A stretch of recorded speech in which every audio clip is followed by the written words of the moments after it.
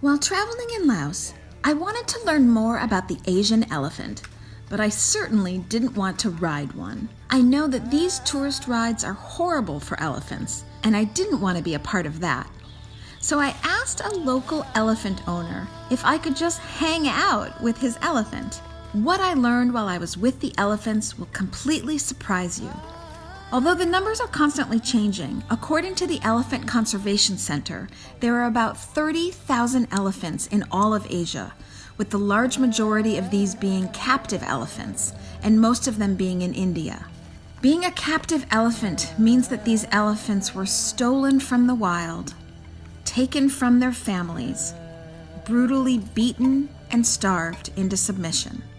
Given their extreme strength and intelligence to learn commands, elephants were used in the logging industry, an incredibly arduous and difficult life. Most died due to overwork or injury. But as of 2016, logging in Laos has become illegal. So the owners of these gorgeous animals have to either use them as tourist tools or sell them to an even worse fate of being in an Asian circus, where those elephants will never see the jungle again. Now, you're probably like me, you're thinking, well, these people shouldn't own these elephants, they shouldn't have taken them from the wild, and they should put them back in the wild. But there's no more space, really, anymore. There's just no room for these elephants. They're being poached, and they're not safe or protected in the wild either. Truly, they need to be in sanctuaries. It's just a very difficult situation for the Asian elephant. Further, the captive elephants are worked so hard, either with giving tourist rides or when they were in the logging industry, and they aren't allowed to socialize, that they're just too exhausted to mate. This means dwindling populations of captive elephants, as well as obviously dwindling populations of wild elephants. All these problems for the elephants, who are such wonderful, family-oriented, loyal, smart, incredible creatures.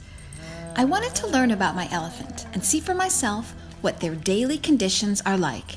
And I wanted to see what life is like for them, particularly in Laos. So I spent time feeding them and bathing them, or sometimes just walking with them, just to be around them to see what their daily life is like. So obviously, the time hanging with my elephant near the Kingfisher Eco Lodge just wasn't enough, and I wanted to learn more about how I can help to break the horrible cycle for these wonderful creatures. So I went to the Elephant Conservation Center in Sayaburi Province, also in Laos. The Elephant Conservation Center is the only place that I know of that's focusing on a breeding program so that there will be future generations of Asian elephants. They also have a socialization area and are trying to expand their 110-hectare sanctuary so that they can rescue more elephants. They're hoping to triple this number. They've built a dreamy fantasy island-like location, accessible by boat, with serene bungalows where you can observe the elephants in their natural habitat and while they're swimming, leaving the elephants to basically lead their normal lives. While ecotourism certainly has its challenges, the Elephant Conservation Center in Laos is a prime example of how a country can benefit from protecting its natural resources.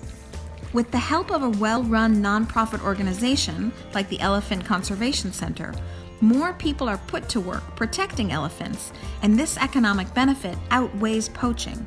And ultimately, more tourist dollars come to a country like Laos because these organizations protect these valuable species.